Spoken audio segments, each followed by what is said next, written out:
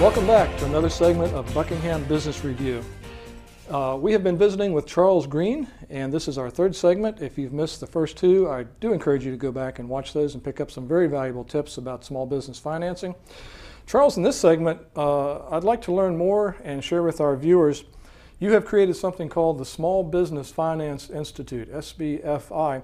What exactly is that, and how is that providing value into the marketplace? SBFI is a learning platform for small business owners on the topic of finance.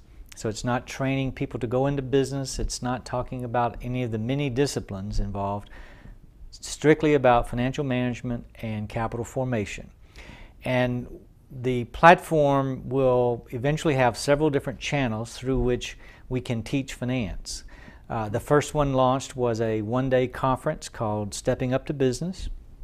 It's been held the last 2 springs in Atlanta, and it's a one-day event with 15 different workshops, breakout sessions on different financial topics, from as simple as how to read a financial statement, to how to get an SBA loan, to how to negotiate with an angel investor. And the unique portion of this is that they were all taught by financial professionals, people experienced in those disciplines and those different functions. So I had an SBA lender who had hundreds of millions of dollars of experience teaching how to get a loan. I had an angel investor who's participated in dozens of transactions talking about angel investing. So it's better than just reading a passive book. The second product we launched was called Financial Boot Camp, which is a 2-day workshop that teaches my book, Get Financing Now. One day is dedicated to financial management, the other day to capital formation. It's fairly intensive, hence the name Boot Camp. Sure. There's a lot of information to distribute in that regard, but it allows a business owner to pause for a couple of days and arm themselves with a lot of good strategies, a lot of good techniques to manage their business better financially and seek third-party financing more efficiently.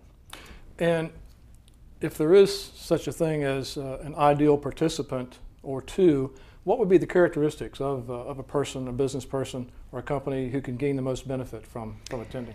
Frankly, I think it's a very broad category of people that would benefit. Generally, this information is targeting businesses that have revenues of less than $5 million. Okay. It's someone who probably doesn't have a business owner or a person that doesn't have a chief financial officer per se, a CPA on staff. Okay. So they may be missing a lot of financial tools or techniques or staffing for that. And they have not been able to really keep current with the changing capital markets that we've seen over the last 5 years. Okay. So in this way, they can kind of refresh or get traction around what their financial goals are and take that back to their business, I think, the next day. Seriously, okay. You mentioned, I guess, a seminar environment, a one-day or 2-day seminar, the boot camp. I think in our past discussions, you've talked about other channels that you would like to see develop in the future. What are some of those plans? We plan to launch a webinar series later this summer called Money Talk. Okay. That'll offer, eventually my ambition is to have about 150 different topics on various financial management. And when we start getting the numbers up, we'll create actual curriculums and recommended course sequences for people to follow, as well as implementing some testing modules in that, so you can see if you got the message and did you learn what we were trying to teach. Okay. We're also wanting to put out some free content on our website, so we'll be building that slowly over time. We're doing a database of questions and answers where you can ask a financial expert a question and get a straight answer. Excellent. We're looking at putting a financial dictionary online that is translated to a small business owner's language rather than banker speak or accountant speak. I recall reading or seeing or hearing, and I can't give attribution, I wish I could, that our B schools for the last 80 years have been good at preparing people to work for companies. Now we must prepare the graduating students to be able to work for themselves. This would sound like to be almost a must-have if from day one they're going to have to be involved in financing and understanding the terms and so forth. That would seem to be a great market for you. I think it will be.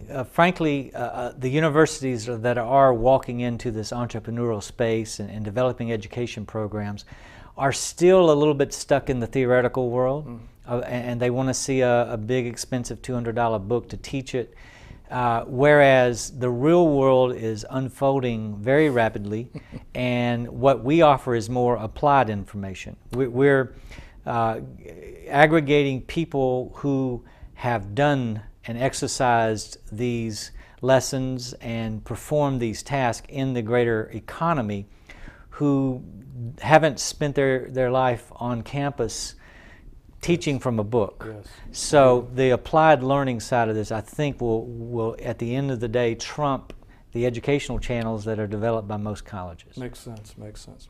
Well, Charles, thank you so much for being with us. We have twisted his arm gently, and Charles has agreed to do one more segment for us. So we hope that you will join us again on Buckingham Business Review. This is your host, Bernie Wolford. We will see you next time.